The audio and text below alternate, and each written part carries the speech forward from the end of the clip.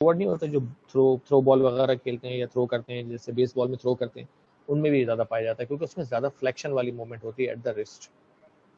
Golfer's elbow, ये देखिए medial epicondyle या इन्फ्लेमेशन हुई उसकी जहाँ। अच्छा, क्लिनिकल फीचर क्या होता है? Patient report pain in the area just distal the medial epicondyle, ठीक है, and medial epicondyle, and patient में also complain of pain with wrist or hand movements such as gripping and door knob. इसमें भी तकरीबन वही carrying a brief case और shaking hand तकरीबन, क्योंकि जब एंटोगोनिस्ट और एगोनिस्ट मसल एक साथ एक्ट कर होता है, आपने ब्रीफ केस उठाया तो फ्लेक्सस और एक्सटेंसर दोनों साथ साथ इफेक्ट कर रहे हैं, तो इसलिए आप ये मत समझेंगे ये ब्रीफ केस उठाने से आप सोचेंगे कि वहाँ पर एक्सटेंसस में भी दर्द हो रहा था, वहाँ पर भी दर्द हो रहा था, लेटरल एपिकॉन्डिलाइटिस में यहाँ भी हो रहा था, ऐसा होता है। On examination, the hallmark of the epicondylitis is the tenderness over the flexor muscle origin, that is medial epicondylite, medial epicondyle. अच्छा, डायग्नोसिस कैसे हो? Diagnosis usually made on clinical ground, same as tennis elbow. Magnetic MRI ultrasound वगैरह भी कभी कभी use हो जाता है, ठीक है। अब ट्रीटमेंट क्या है? अच्छा, इसमें फिर जैसे वहाँ पर हम एक्सटेंसर कराते थे, एक्सटेंशन देखते थे रिस्ट पे, हम फ्लेक्सर को रेजिस्ट करते हैं तो उसमें दर्द होता है ओरिजिन पे, ठीक है। ये इतना कॉमन नहीं है जितना टेनिस एल्बो है, तो इसलिए इसको हम ज़्यादा नहीं बता रहे आप। फिर ट्रीटमेंट क्या है? रिलेटिव रेस्ट, इसी तरह का ये ब्रेस होता है, ठीक है। थोड़ा सा इसका जो डायल होगा या कह लें घड़ी की तरह होता है, तो वो मीडियल साइड पे होगा, लेटरल साइड पे नहीं होगा, ठीक है। अवॉइडेंस ऑफ, अच्छा एक ही यही चीज़ लेटरल एपिकॉन्डिलाइटिस में भी यूज हो सकती है, इससे उसकी पोजीशन यहाँ हो जाएगी, उसकी जो मेन जहाँ काउंटर फोर्स दे रहे हैं मीडियल एपिकॉन्डाइल का होगा तो वो पीछे की तरफ, अभी यहाँ नजर नहीं आ रहा है, पीछे की तरफ चला जाएगा, ठीक है।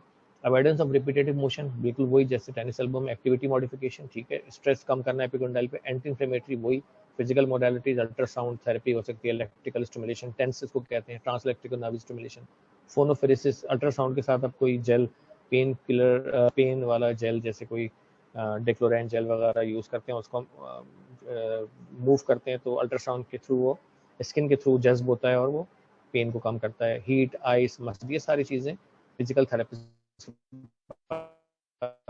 हम भेजते हैं। फिर फोर आर्म बैंड हैं, इसको मीडियल एपिकॉन्डिलाइट पे फिट करते हैं, सेट करते हैं। इंजेक्शन ऑफ कॉर्टिकोस्टेरॉइड इसमें भी लगता है, लेकिन वो उधर लग रहा था दूसरा पे, लेटर ये मीडियल एपिकॉन्डाइल, तो कॉन्डाइल के ऊपर जाते हैं, बिल्कुल अंदर हड्डी तक नहीं जा सकते, सिर्फ कॉन्डाइल के पास चंद कतरे, और बाकी इंस्टिल करते हैं मसल में थोड़ा बहुत, क्योंकि दर्द रेडिएट हो रहा होता है नीचे की तरफ, तो थोड़ा सा इधर भी हम इंस्टिल करते हैं इस जगह पे। Injection of cortico usually with a local anaesthetic, ठीक। फिर हम देख लेते हैं डिकर्वेंस टेनोसाइनोवाइटिस, ये बहुत कॉमन मिलता है, ये जो है इसका नाम जरा लेना मुश्किल है, डिक्वेरवेंस टेनोसाइनोवाइटिस। ये टेंडन की is classically defined as a stenosing, यानी कम हो जाता है tenosynovitis of the synovial sheath, stenose हो जाती है of the tendon of the abductor pollicis longus, जो अंगूठे के पास स्नफ बॉक्स में दर्द होता है। एक्सटेंसर ब्रेविस पॉलिसिस ब्रेविस, ये दो टेंडेंस हैं, APL abductor pollicis longus and EPB extensor pollicis brevis muscle in the first compartment of the wrist due to repetitive use. यानी फर्स्ट कंपार्टमेंट कौन सा है? जो फर्स्ट वेब है, तो यानी अंगूठे और शहादत की उंगली के दरमियान।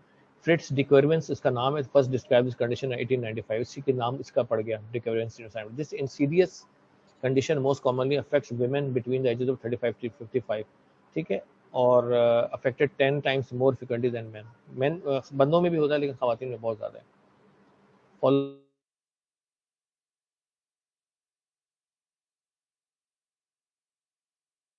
आसपास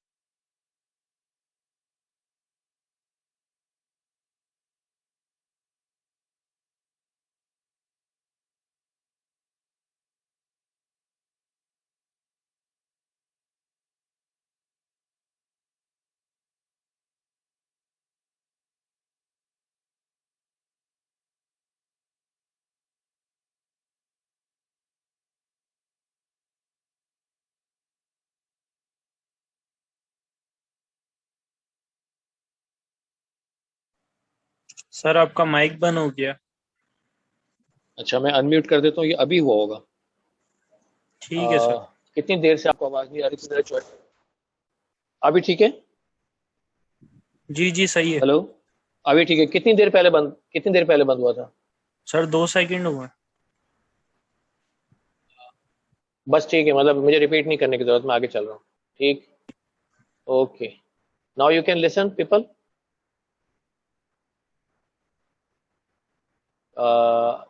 Is everybody able to listen to me? Okay, that's fine. अच्छा, इसमें डायग्नोसिस क्या है? It's a clinical diagnosis. Positive Finkelstein is the pathognomonic. ये बहुत ज्यादा यूज होता है. फिंकलस्टाइन टेस्ट या फिंकलस्टीन या स्टाइन टेस्ट इज पैथोग्नोमिक. इसमें क्या होता है कि आप जो है इसमें जो है ये देखिए, फिंकलस्टाइन टेस्ट में आप क्या कर रहे हैं, आप अंगूठे को एक्सटेंड कर रहे हैं तो यहाँ दर्द हो रहा है. स्नफ बॉक्स कह रहा हूँ. ठीक है.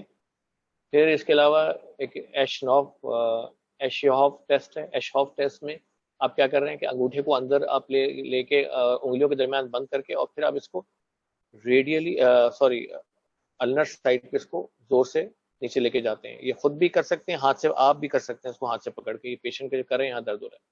बहुत सिंपल टेस्ट है. फिर ब्रुलेनी टेस्ट है. इसमें आप क्या करते हैं कि फिंगर्स को और इसको स्प्रेड करते हैं.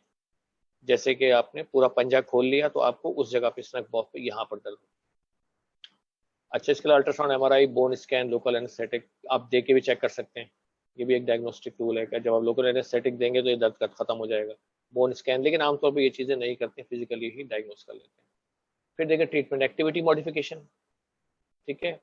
फिर एनएसएड्स, आप पेन किलर देते हैं. Physical modalities such as ice, heat, transcutaneous electrical nerve stimulation, ये सारी मशीन है जो कि फिजिकल थेरेपिस्ट यूज करते हैं और ऑक्यूपेशनल थेरेपिस्ट भी यूज कर लेते हैं in some cases. Ultrasound and iontophoresis. Iontophoresis like phonophoresis, इसमें मुख्तलिफ जेल्स होते हैं वो इस्तेमाल करके और यानी पेन किलर जेल जो है ना उसको वहाँ लगा के और फिर अल्ट्रासाउंड को हम स्ट्रोकिंग मेथड से करते हैं. ये फिजियोथेरेपिस्ट को पेन किलर जेल जज्ब होता है और यहाँ दर्द कम होता है. फिर है friction massage and active exercises. ये आप अगर कभी आएंगे वहाँ पर डिपार्टमेंट में आएंगे तो फिजिकल थेरेपी डिपार्टमेंट में जाके देख लीजिए कि लोग कैसे करते हैं. Friction massage and active exercises होती हैं. फिर थंब स्पाइका स्प्लिंट, ये इसमें ये होता है कि थोड़ा सा ये इसको पोजीशन ऑफ रेस्ट में रखेगा, ज़्यादा एक्सटेंड नहीं होने देगा और इसको रोक के रखेगा. थंब स्पाइका कहते हैं. इससे पेन खत्म हो जाएगा. कभी कभी ये होता है कि आपको जब काम कर रहे हो जब पहन लें, या कभी ये भी होता है कि रात में ज़्यादा दर्द है तो उसको थोड़ी देर के लिए पहन लें. फिर इंजेक्शन, लोकल एनेस्थेटिक, कॉर्टिकोस्टेरॉइड, इसमें भी लगाया जाता है. ये देखिए द 4 पॉइंट इंजेक्शन, इसको देखने की जरूरत नहीं है. मुख्तलिफ टेक्निक से एक इंजेक्शन भी लगाया जा सकता है, जरूरी नहीं कि चार तरफ लगाए. मोस्ट इफेक्टिव होता है corticosteroid anaesthetic. Surgical decompression in the severe and refractive, कभी कभी हमें सर्जन के पास भी भेजना पड़ जाता है. ट्रिगर फिंगर को हम क्विकली देख लेते हैं. Trigger finger is the snapping, triggering और locking of the finger at its flexed and extended. जब आप लॉकिंग आपने देखो कि ट्रिगर फिंगर में क्या होता है, आप उसको कोई भी फिंगर हो सकती है, थंब हो सकता है, इंडेक्स फिंगर हो सकती है. तो इसमें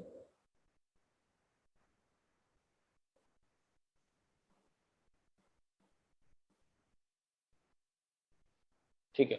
trigger finger is the snapping, triggering और लॉकिंग ऑफ द फिंगर. तो इसमें at its flexing through thought to arise from thickening of the A1 पुली.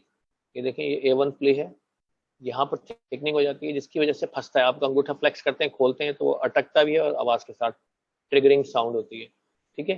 पुली और flexion section owing to shear और compression forces, thumb and the ring finger are the most commonly affected in adults. ठीक. Causes क्या है? Primary idiopathic कोई cause नहीं है, पता नहीं है क्यों होता है. ठीक है.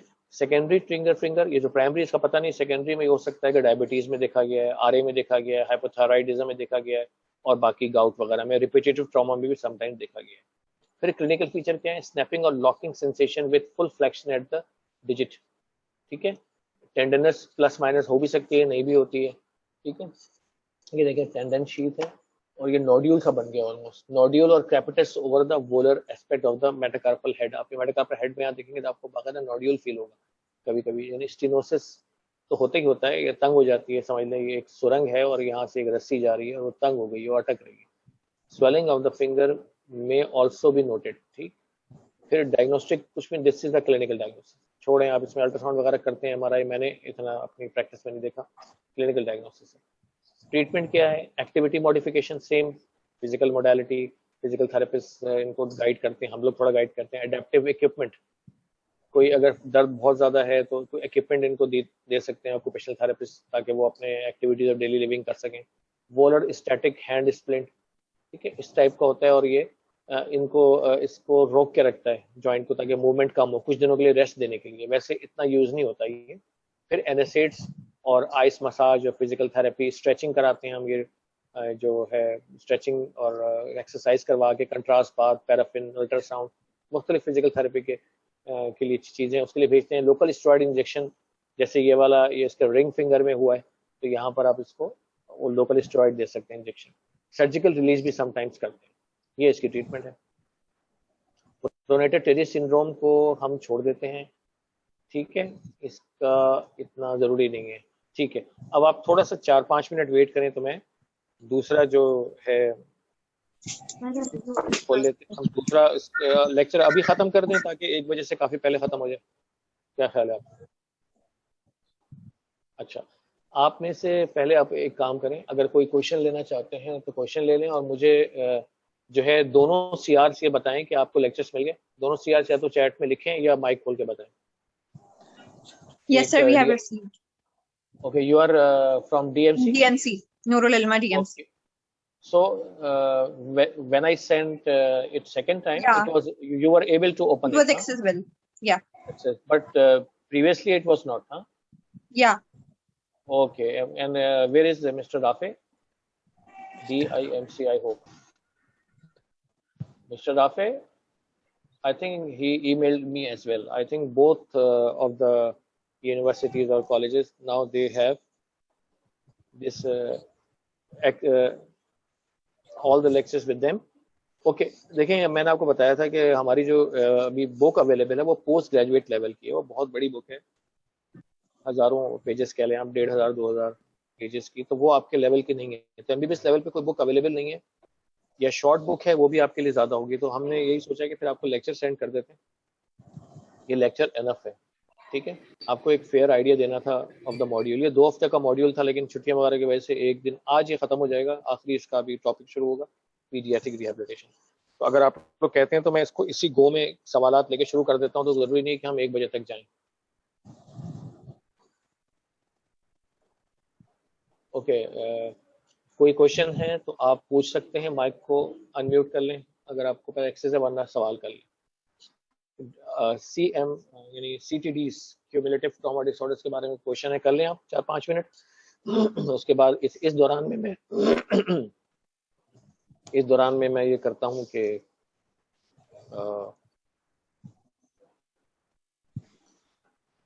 इसको हम यहाँ से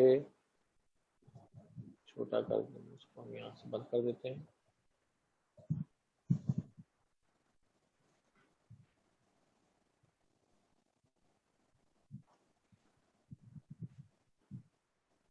अच्छा, फाइल को हम क्लोज करते हैं। अब मैं दूसरी फाइल जो है उसको निकाल लेता हूँ, बाहर देता हूँ।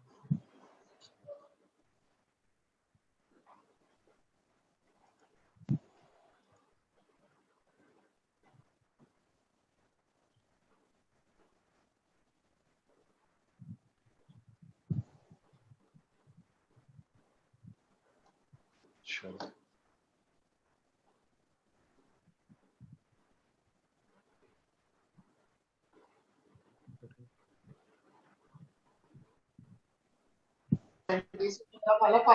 मौजूद है।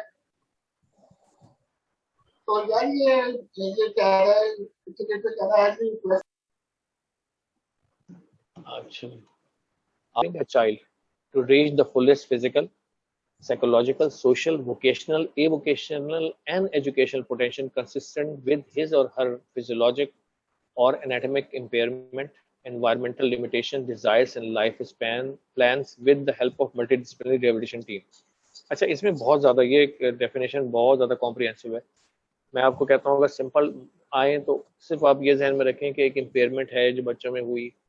कोई भी सेरेब्रल पाल्सी पेशेंट बहुत आते हैं हमारे पास, या डिसेबल्ड पेशेंट हैं, इशू आ रहा है, वॉक नहीं कर रहे, उठ नहीं पा रहे, बैठ नहीं पा रहे, तो वो आप जब आते हैं तो उसमें हम अगर डिफाइन करें तो फुलेस्ट फिजिकल, हम तो चाहेंगे उसको रिहेबिलिटेट करें, बैक टू द कम्युनिटी, हम उसके इम्पेयरमेंट डिसेबिलिटी को कम करें। अगर उसके ब्रेन में कोई मसला है तो साइकोलॉजिकल भी इसमें पोर्शन हो सकता है, मेंटली रिटार्डेशन हो सकती है, कोई ऐसी चीज़ हो सकती है तो हम साइकोलॉजिस्ट की मदद ले सकते हैं। फिजिकल के लिए हम उसमें फिजिकल मोडालिटीज यूज कर सकते हैं, फिजियोथेरेपिस्ट, ऑक्यूपेशनल थेरेपिस्ट के पास छोटे बच्चे ज़्यादा जाते हैं, जो छोटे होते हैं 5 साल से भी छोटे, क्योंकि वो उनके फिर वो ट्रंक वगैरह पे काम करते हैं, उनको बैठने की, यानी उनको गर्दन रोकना सबसे पहले, क्योंकि देखिए नेक होल्डिंग 3 मंथ्स तक हो जाती है, 6 मंथ तक sitting and around 1 year 11 months walk, standing तो 6-7-8 महीने में थोड़ा बहुत पाँव पे जोर देते हैं बच्चे। ठीक है, फिर इसमें सोशल भी हमारी टीम का हिस्सा है, सोशल वर्कर होते हैं, वोकेशनल, ये वोकेशनल उसकी कुछ एक्टिविटीज हैं, एजुकेशन है और ये सब चीजें। तो हमें फिजियोलॉजिकली भी उसकी यानी स्ट्रक्चरली भी देखना होता है, यानी या तो उसको हम एनाटॉमिक कह लें इम्पेयरमेंट है, या एनवायरमेंटल लिमिटेशंस है, उनको ठीक करते हैं, डिजायर्स एंड लाइफ प्लान्स क्या है उनके, वालिदैन क्या चाहते हैं बच्चे किस तरफ जाएं, with help of multi disciplinary rehabilitation team. अच्छा, पीडियाट्रिक कंडीशंस कौन कौन सी हैं जो रिहेबिलिटेशन में आती हैं? देखिए कितनी सारी हैं। Global developmental delay, cerebral palsy, seizures, disorders, post meningitis sequel,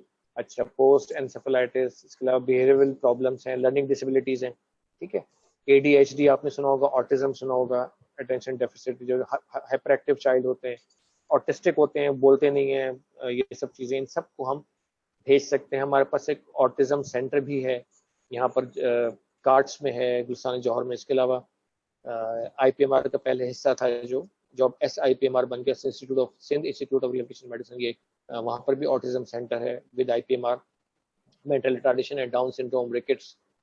ठीक है, इसके अलावा ऑस्टियोजेनेसिस इम्परफेक्टा, ये बोन के डिजीज हैं। फिर ये बहुत लंबी लिस्ट है जिसमें कॉमन मैं बताता हूँ।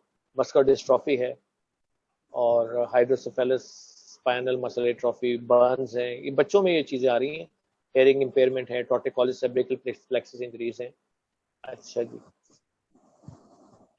अच्छा ऑटिज्म को फिर आप अभी फिलहाल छोड़ दें। ऑटिज्म एक बहुत बड़ी डेफिनेशन है। आपने किसी बच्चे ने सवाल किया, बीच में आप लोग सवाल ना करें, आखिर में ले लेंगे। ऑटिस्टिक चाइल्ड होते हैं, आपने देखा होगा कि वो थोड़ा ना अपनी उनकी एक दुनिया होती है, वो फोकस्ड होते हैं, मोबाइल लेके बैठ गए दुनिया और माफिया से बेखबर, उनकी स्पीच भी डिले हो जाती है, इस तरह की चीजें। तो ऑटिज्म के लिए पूरा एक समझ लें एक सब स्पेशलिटी, एक डिसिप्लिन है अलग से, जो फहीम if physical medicine possible rehabilitation के अंडर काम ये वाली करता है। क्लास में मेरी ट्राई करना लॉग इन करने की, because I won't be home.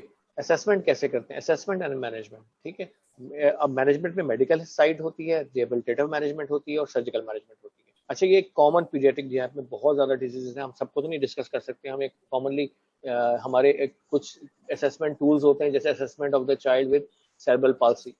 ठीक है, of the child with cerebral palsy अभी जनरल इंप्रेशन होता है, उनकी टोन देखी जाती है, रिफ्लेक्सेस देखे जाते हैं, जो बच्चों में होते हैं मोरोज जैसे। ठीक है, लैंड यूज एंड ग्रास देखा जाता है, प्लेस, ये सब आपके स्कोप से थोड़ा बाहर है, लेकिन आप यूँ समझ लें कि असेसमेंट कुछ टूल्स होते हैं। फिर डेवलपमेंटल असेसमेंट होती है, जिसमें उसकी एज के हिसाब से नेक होल्डिंग 3 महीने पे आनी चाहिए, 6 महीने पे सिट विद सपोर्ट, 7 मंथ्स में सिट्स विदाउट सपोर्ट, इस तरह की 6 से 7 महीने में ऑब्जेक्ट्स को एक हाथ से दूसरे हाथ में ले जाते हैं, 8 से 10 महीने में। ठीक है, क्रीपिंग करते हैं, क्रॉल 10 से 11 महीने, 9 मंथ्स पे स्टैंडिंग होल्डिंग, फर्नीचर के साथ स्टैंड कर लेते हैं, 10 से 11 महीने में स्टैंड कर सकते हैं विदाउट सपोर्ट, और 12 महीने में, ये जरूरी नहीं है, थोड़ा आगे पीछे हो सकता है, 1-2 महीने आगे पीछे, बॉक्स होल्डिंग फर्नीचर, और 13-4 महीने में वॉक विदाउट सपोर्ट। इस तरह की चीजें ये हम डेवलपमेंटल इसकी देखते हैं कि क्या रिमार्क्स हैं, इसने कब अचीव किया। 2 to 3 ईयर में handle cup well release without spilling. ठीक है, फिर मैचेस कलर्स, फिर कलर को मैच करना शुरू हो जाते हैं। 3 से 4 ईयर में ड्रेस सेल्फ फुली ड्रेस कर सकते हैं। 5 साल के अंदर अंदर बच्चे बिल्कुल काफी चीजें कर सकते हैं।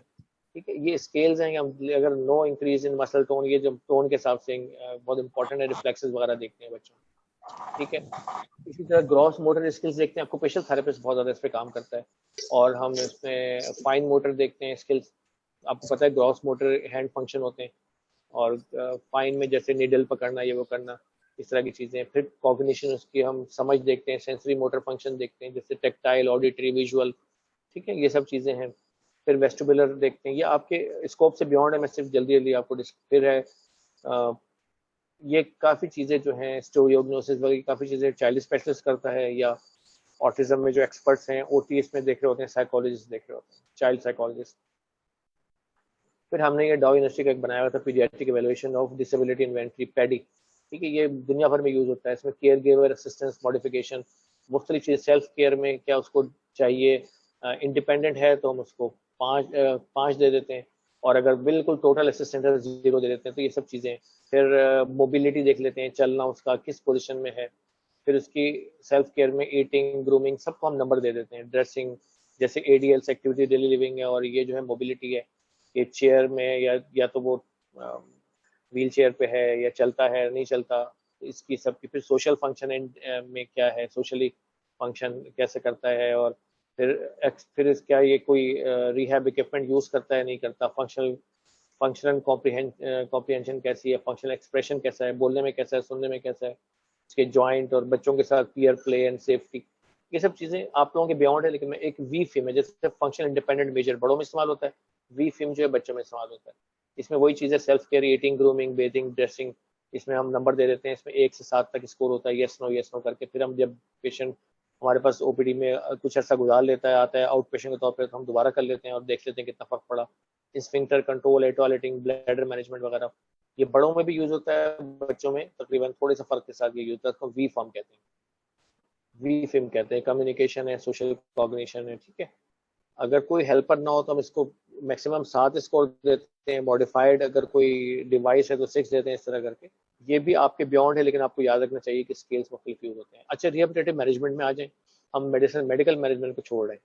स्टेज 1 क्या है, neonatal intensive stimulation therapy. Stage 2 है 1.5 साल से 5 साल की, जिसमें physiotherapy, occupational therapy, speech, primary motor, cognitive learning through play, seating, ADL training, ये होती है। स्टेज 3 5 से 10 साल की एज है, स्कूल बेस्ड कॉग्निटिव ट्रेनिंग होती है। और मोटर स्किल्स हैव प्लेटूड, यानी रुक गए हों, अब पीछे चला गया हो बंदा पढ़ाई वगैरह में, एकेडमिक, ये सब चीजें, और मोटर स्किल्स की ना अचीव हुई हो, ठीक है।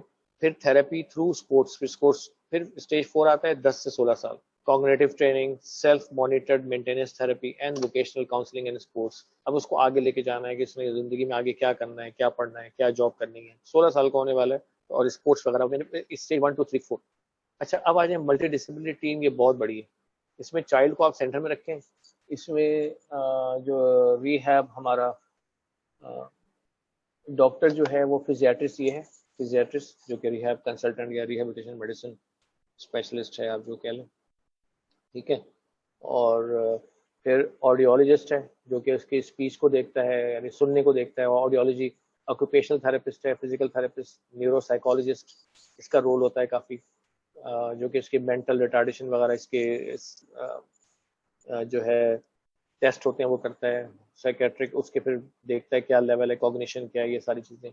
बिहेवियर भी उसका देखता है। फिर प्रोस्थेटिस्ट, ऑर्थोटिस्ट, कोई इक्विपमेंट वगैरह बना के देना है, कोई मॉडिफाई करना है। वोकेशनल थेरेपिस्ट इसके स्पोर्ट्स वगैरह को देखेगा, और आइंदा क्या वोकेशनल एक्टिविटीज़ हैं उनके हिसाब से उसको आगे लेके जाएगा। फिर चाइल्ड एजुकेटर है। फिर रिक्रिएशनल थेरेपिस्ट, खेल वगैरह के लिए। बहुत ज़्यादा इसमें सोशल, फैमिली भी इसका एक हिस्सा है इस टीम का। पीडियाट्रिक न्यूरोलॉजिस्ट है, ठीक है। ये बहुत टीम बियॉन्ड है, कभी कभी 5-6 लोग ही होते हैं जो जरूरी। ये तो हमने हर चीज़ में बयान कर दिए, ठीक है। ऐसे सेरेब्रल पाल्सी में क्या होता है, हेमिप्लीजिया होता है पेशेंट का, हेमिप्लीजिक भी हो सकता है, ठीक है, जिसमें कि एक साइड उसके upper limb lower limb involve है, एक साइड का। डायप्लीजिक हो सकता है, इसमें दोनों पाँव इन्वॉल्व है, ठीक है। Legs affected more than hands, तो हम डायप्लीजिक कहते हैं। फिर क्वाड्रिप्लीजिया में हाथ पाँव चारों, पुअर हेड कंट्रोल होता है, arms turn in a bent, legs press together, ठीक है। टिप टो स्टैंडिंग, आपने देखोगे सीपी में, इसके क्वाड्रिप्लीजिक है, चारों हाथ पाँव इसके इन्वॉल्व, ठीक है। अब हेमिप्लीजिया, इसको हम छोड़ देते हैं। आपने देखा होगा हेमिप्लीजिक जो बड़े होते हैं, जिनको स्ट्रोक हुआ होता है, वो भी इसी तरह चलते हैं। इसमें हमें इतना एक्सप्लेन करने की जरूरत नहीं है। डायप्लीजिक पैट्रिक। अच्छा, ओटी इंटरवेंशन क्या होती है? ऑक्यूपेशनल थेरेपी का बहुत रोल होता है सेरेब्रल पाल्सी में। हैंडलिंग एंड पोजिशनिंग बच्चों की करते हैं। नेक ट्रंक कंट्रोल के लिए एक्सरसाइजेस कराते हैं मुख्तलिफ। अब आगे मैं थोड़ी सी तस्वीरें भी दिखाऊंगा। फिर सेटिंग एंड पोजिशनिंग उनकी बेहतर करने की कोशिश करते हैं। Gross and fine motor skill training, हाथों पे यानी काम करते हैं उनके, gross and fine motor skill को इम्प्रूव करें। सेंसरी इंटीग्रेशन, ऐसे आपको समझ में नहीं आएगा, आगे आप थोड़ा बहुत इनकी तस्वीरें देख लीजिएगा। Oral motor facilitation, activities of daily living skills, यानी जो बच्चों की टॉयलेटिंग है, ब्लैडर ट्रेनिंग है, इसके अलावा उनकी ईटिंग है, मतलब एक एज होनी चाहिए जब अपने हाथ से खाए वो, फिर चमचा खुद उठाए और ये वो, फिर इसकी ड्रेसिंग खुद कर सके, ये चीज़ें। फिर कॉग्निटिव एंड परसेप्चुअल रिहेबिलिटेशन, उसकी समझ और उसका एक्सप्रेशन, उसका सुनना और उसका बोलना, उसका समझना और उसका एग्जीक्यूट करना उसको, ठीक है। फिर साइको सोशल एडजस्टमेंट, इसमें साइकोलॉजिस्ट का रोल आता है। अब देखिए पोजिशनिंग कैसे कराते हैं। अभी एक सीपी चाइल्ड है, पेशेंट है, तो इसकी जो पोजिशनिंग के लिए ये देखें, इसको मुख्तलिफ ओटी जो है ना इस पर वर्क कर रहा है, इसको बिठा के रख रहा है, इसमें इसका ट्रंक कंट्रोल लेंगे। इसी तरह ये इसको एक पेशेंट है, इसको इसने स्ट्रैप से किया हुआ है और एक मैट है, मैट के ऊपर इसको लिटाया हुआ है। फिर देखिए सीटिंग के लिए मुख्तलिफ इस तरह की चेयर्स हैं। ये डिसेबल्ड बच्चे हैं, इसमें से कुछ मेंटली रिटार्डेड भी होते हैं। अब इनको इस तरह स्ट्रैप से बांध के, और इनको इसको हम कहते हैं सीपी चेयर, मुख्तलिफ तरह की चेयर्स होती हैं। अब इसमें आगे बोर्ड दिया हुआ है ताकि बच्चे एक्टिविटीज़ कर सकें। यहाँ पर हाथ जहाँ पर इसके रखे हुए हैं, यहाँ पर खिलौने वगैरह दे दिए, इस तरह की चीज़ें, कोई लिख सके, पढ़ सके, लर्निंग एक्टिविटीज। फिर नेक कंट्रोल के लिए देखें, इसने ये नेक को एक्सटेंड किया हुआ है। तो एक बॉल होती है, मेडिसिन बॉल, इसके अलावा ऐसे भी इसको किसी चीज़ पे, इसको हम माओ को बताते हैं कि गोद में भी इसको उल्टा करेंगे, या फिर इसको हेड को कंट्रोल करना, इसको नेक को कंट्रोल करना कर रही है ऑक्यूपेशनल थेरेपिस्ट। और आई एंड हैंड कोऑर्डिनेशन के लिए मुख्तलिफ चीज़ें इसको दी जा रही हैं, पकड़ने की कोशिश कर रहा है बच्चा। फिर ट्रंक कंट्रोल के लिए देखें, इसको बिठाया हुआ है, इसको रोल कहते हैं, इसको एक फोम का बना हुआ होता है। फिर ये देखें, इस बच्चे को बॉल के ऊपर प्रोन लिटाया हुआ है, ठीक है। फिर ये तस्वीरें खुद आप देख के समझ जाएंगे। Weight bearing on affected side, अब जो अफेक्टेड साइड है उस पर वेट बेयर कर रहा है, ठीक है। ये इसका कमजोर साइड है, उसको हेमिप्लेजिक टाइप हुआ होगा, ठीक है। अब ये देखें, ये मुख्तलिफ एक्टिविटीज कर रहा है, ये फाइन मोटर, ठीक है। ये पैग्स को इसमें रख रहा है और यहाँ पर कलर्स को, डिफरेंट कलर्स को, ट्राइंगल्स और ये रेक्टेंगल सर्कल्स को इसमें डाल रहा है, समझ लें, ठीक है। ये भी एक्टिविटीज हो रही है मुख्तलिफ, ठीक है। ये अब देखें, बगैर सपोर्टेड ये बच्ची बैठी हुई है। हो सकता है शुरू में इसकी नेक कंट्रोल भी ना हो, अब ये बैठना शुरू कर दिया है, डिपेंड करता है। फिर crawling promotes good pelvic movement and mobile weight bearing, ठीक है। इसको थोड़ा क्रॉल करना, उसको थोड़ा सपोर्ट किया, ये सीढ़ियों पे चढ़ रहा है इस तरह से करके। फिर सिटिंग में देखें, इसको बॉल पे सिट, अभी विदाउट सपोर्ट बैठ रहा है, थोड़ी सी इसकी मदद की है, विदाउट सपोर्ट इसने हेड बैक को कंट्रोल किया है, ठीक है। और ये सिटिंग में फिर इसकी एक्टिविटीज कराई जाती हैं ताकि इसका कंट्रोल बेहतर हो, ट्रंक कंट्रोल, नेक कंट्रोल, ठीक है। फिर trunk rotation to develop contraction and stability, stable करने के लिए कभी इसको बॉल इधर दे दी, कभी इस तरफ दे दी। स्टैंडिंग टॉलरेंस, अब देखें ये स्टैंडिंग बोर्ड है, इसको स्ट्रैप से वो करके और इसमें स्टैंड कर दिया। ये अदरवाइज स्टैंड नहीं कर सकता था, फिर इसको एक्टिविटीज के लिए चीजें दी, बोर्ड दिया, तो इसका कंट्रोल डेवलप करने के लिए स्टैंडिंग बैलेंस। फिर एक kneeling is an important skill, good preparation for standing, इसको नील करना सिखाया, हाई नीलिंग, हाफ नीलिंग, ठीक है, स्टैंडिंग। ये मुख्तलिफ चीजें, ये आप लोगों के बियॉन्ड है, मैं सिर्फ इसलिए दिखा रहा हूँ ताकि आप इसमें इंटरेस्ट हो और हम तेजी से इसको खत्म भी कर लें। फिर स्टैंडिंग है, अभी इसको चलने की practice, standing on one leg, ठीक है, टू डेवलप बैलेंस, अब इसकी बैलेंस को इम्प्रूव कर रहे हैं। फिर गेट ट्रेनिंग है, इसको चलने के लिए बता रहे हैं कि देखिए यहाँ पर स्टेप्स करें, इसको चलने में प्रॉब्लम था। पहले स्टैंडिंग बैलेंस होगा, फिर वन लेग स्टैंडिंग उसको सिखाएंगे, फिर कुछ अर्से बाद उसको इस पर डाल देंगे। फिर है ये देखें, इसको स्टैंड कर रहे हैं मुख्तलिफ उससे, ठीक है, इसको ये सपोर्ट दी हुई है। फिर ये को देखें पैरेलल, ये देखें ये एक तरह से बार है, जैसे एक जॉगिंग मशीन होती है उस तरह का, इसको स्टैंड करा रहे हैं, इसको मूव करता नीचे से, स्टैंड करके अपने आप को बैलेंस कर रहा है, ठीक है, और वॉक कर रहा है इस पर स्लो। फिर देखें ग्रॉस हैंड मोटर कोऑर्डिनेशन, ये देखें मोटर हैंड कोऑर्डिनेशन, डेक्सटेरिटी कर रहा है। ये इस तरह से मुख्तलिफ एक्टिविटीज़ करा के ताकि इनका कंट्रोल भी, इनकी मदर साथ में बैठी हुई है और फिजियोथेरेपी का, ऑक्यूपेशनल थेरेपिस्ट की चीज़ें करवा रहे हैं। मैंने बताया कि ऑक्यूपेशनल थेरेपिस्ट का सीपी में, सेरेब्रल पाल्सी में ज़्यादा रोल है। आई हैंड कोऑर्डिनेशन, ठीक है, बायलैटरल कोऑर्डिनेशन, दोनों हाथ यूज़ कर रही है या कर रहा है। फाइन मोटर कोऑर्डिनेशन में देखिए बारीक काम, जैसे सुई में धागा डालना, खैर ये तो बहुत बारीक हो जाएगा, जैसे पैक्स को ये डाल रहा है बच्चा, ये ठीक। Refinement of grasp pattern, grasp of prehension, पकड़ना छोड़ना, ठीक है, चीज़ों का मुख्तलिफ।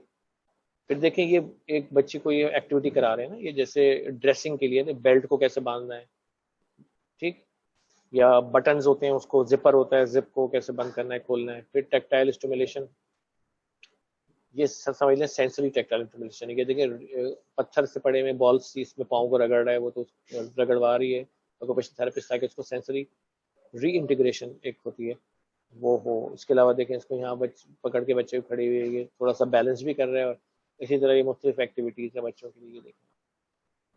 फिर वेस्टिबुलर स्टिमुलेशन यानी बैलेंस होता है ना, तो उसको बैलेंस करेंगे। इसकी माँ है, ये ऑक्यूपेशनल थेरेपिस्ट है, ये देखें इसको बैलेंस करने के लिए वेस्टिबुलर स्टिमुलेशन।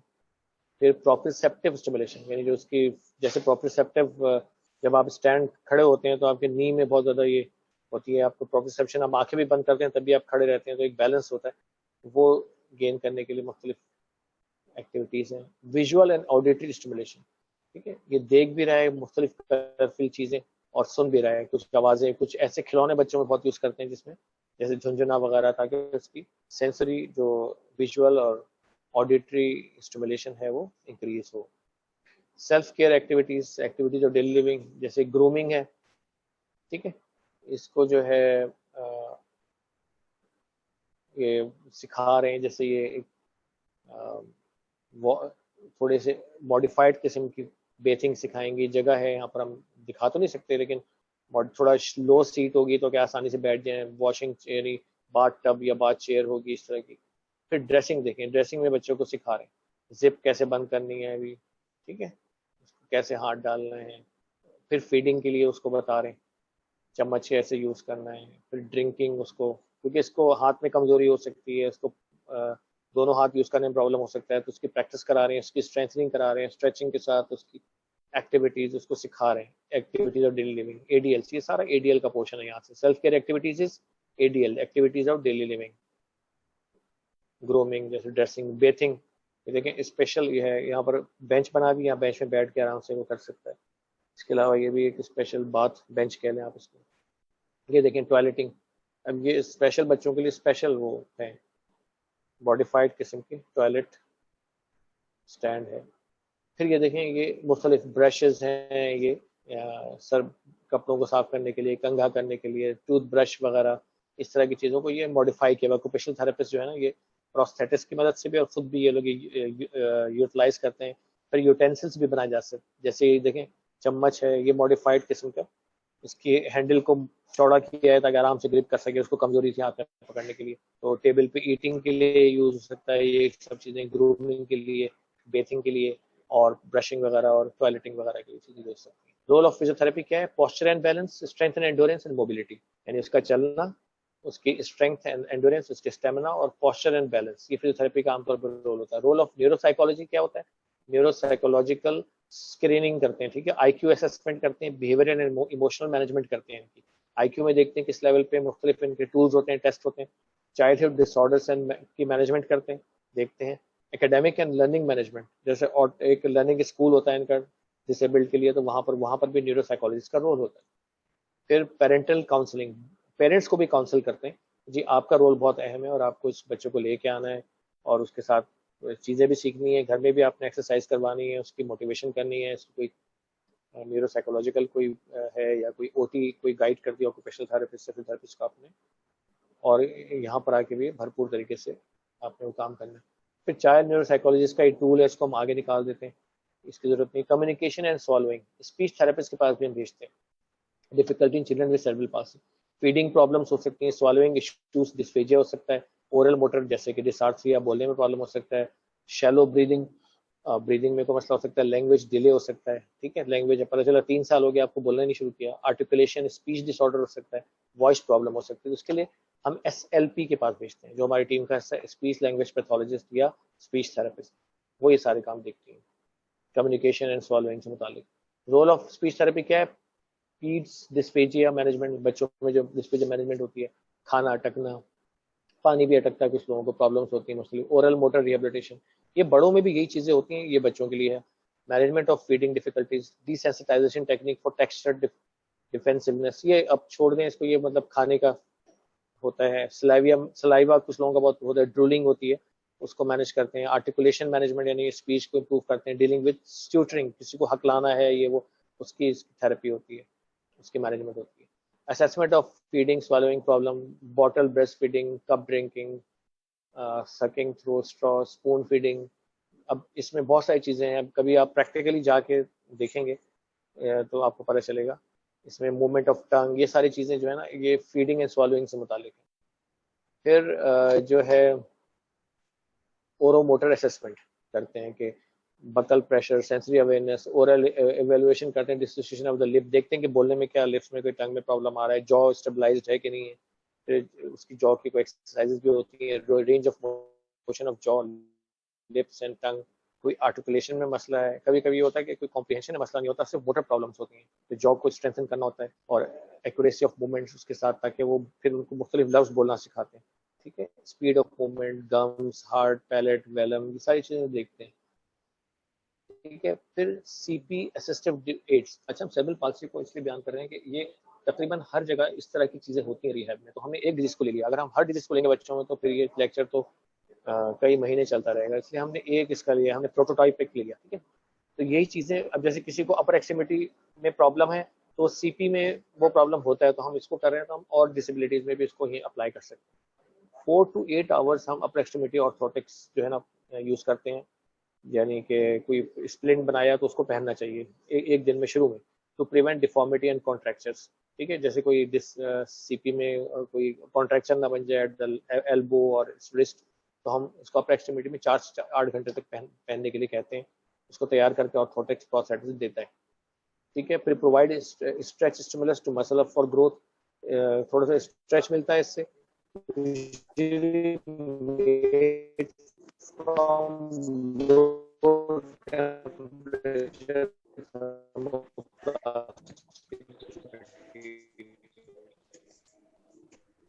ठीक है, लंबा हो गया, चले हम आज इंशाल्लाह थंब एब्डक्शन और डॉर्सिफ्लेक्शन ये देखेंगे। जैसे थंब स्पाइक का था इस तरह से, इसकी तफसील में जाने की जरूरत नहीं है, बस ये है कि थंब को उसमें एब्डक्ट रखा हुआ है ताकि ग्रैस्प कर सके चीजों को। ठीक है, और रिस्ट को डॉर्सिफ्लेक्स कर सके, जगह दी हुई ताकि रिस्ट आराम से ऊपर कर ले, यहाँ पर इसको ना रोके।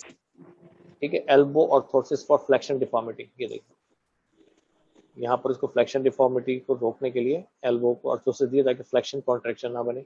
फिर स्पाइनल ऑर्थोसिस, ठीक है, जैसे सॉफ्ट TLSO, थोरैकोलम्बोसैक्रल ऑर्थोसिस, तो ये कवर करता है पूरे एरिया को। ठीक है, ताकि इसकी जो स्पाइन है वो स्ट्रेट रहे। फिर लोअर एक्सट्रीमिटी, क्योंकि इनका ट्रंक कंट्रोल नहीं होता, अक्सर इनका जो है ना यहाँ पर प्रॉब्लम आ जाती है, स्कोलियोसिस का प्रॉब्लम भी होता है जो डिसेबल्ड बच्चे होते हैं, सीपी के खासतौर पर cerebral palsy. Lower extremity orthotics में क्या है, हिप ऑर्थोसिस। इसमें जो है no role of abduction orthosis for scissoring gait और hip dislocation before surgical lengthening, पहले सर्जरी होती है फिर हम ये दे सकते हैं। फिर thigh and foot guides and gait, अच्छा ये इसका वो भी छोड़ दें आप, ये बस ये आपके बियॉन्ड है। लॉक इन KAFO, जैसे knee ankle foot orthosis progressive stretching as desired, contracture को रोकने के लिए, या फिर ऐसा भी दे देते हैं जिसको हम कॉन्ट्रैक्चर को खत्म करने के लिए आहिस्ता आहिस्ता इसको हम एक्सटेंड करते चले जाते हैं। यहाँ से इसको फिक्स कर देते हैं, भाई हमने इसको थोड़ा सा स्ट्रेच किया और इसको हमने रख दिया किसी डिग्री पे, फिर 5-5 डिग्री 10-10 डिग्री इसको हम और ऊपर करते जाते हैं ताकि इसकी फ्लेक्शन कॉन्ट्रैक्चर खत्म हो जाए, सीधा हो जाए। फिर नी इमोबिलाइजर फॉर हैमस्ट्रिंग टाइटनेस, कुछ लोगों को हैमस्ट्रिंग टाइटनेस होती है तो उनकी जो है ना वो नी के पास फ्लेक्शन के में होते हैं, तो नी जो है इनका बिल्कुल सामने की तरफ बो करता है और वो चलता है, देखा होगा सीपी चाइल्ड, तो उसको हम नी इमोबिलाइजर देते हैं ताकि उसको चलने में आसानी हो, खड़े होने में आसानी हो। फिर एंकल फुट ऑर्थोसिस आपने पहले पढ़ा था, वो भी यूज कर सकते हैं, तो 18 से 24 महीने के बाद हम यूज करते हैं, आमतौर पर 1.5 से 2 साल में, बहुत जल्दी नहीं, आमतौर पे प्री एम्बुलेटरी स्टेज, जब वो चलने से पहले पहले इसको यूज करते हैं ताकि इसका कॉन्ट्रैक्शन ना बने और उसको फिर सपोर्ट मिले बाद में। Provide stable base for support to standing वाली जो इसका पीरियड होता है उसमें मदद देता है। फिर रियर एंट्री हिंज, ये मुख्तलिफ ऑर्थोसिस हैं, इसको आपके थोड़े इससे बियॉन्ड है, not indicated in foot deformities. ठीक है, मुख्तलिफ तरह के एयरफोर्स हैं, एंकल फुट ऑर्थोसिस को छोड़ देते हैं हम। फुट ऑर्थोसिस होते हैं फॉर प्लेनोवेल्गस एंड वेरस डिफॉर्मिटी, जैसे किसी को एक्वाइनोवेरस है, डिफॉर्मिटीज है, तो उसमें मुख्तलिफ तरह के हम ऑर्थोसिस देते हैं। मैंने उसमें भी बताया था आपको फुट डिफॉर्मिटीज में, जो ऑर्थोसिस में they control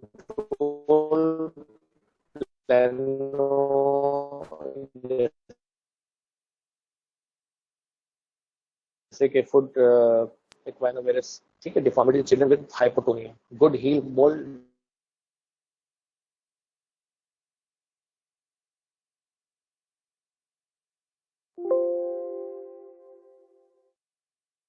medial longitudinal arch इसमें दी जाती है ताकि इसका दिया जाता है पीछे से इसको ताकि कवर हो जाए। ठीक, अच्छा जी, add life to years not years to life.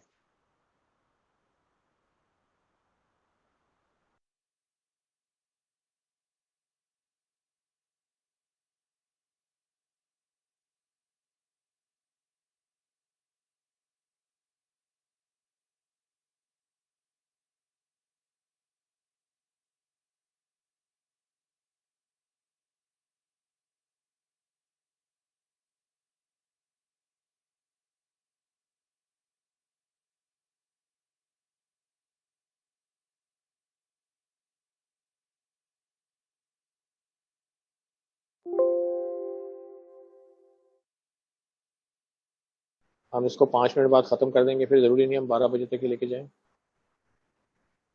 Sorry 1 बजे तक ही लेके जाएं। अभी 12:38 हो रहे हैं। Okay, any question?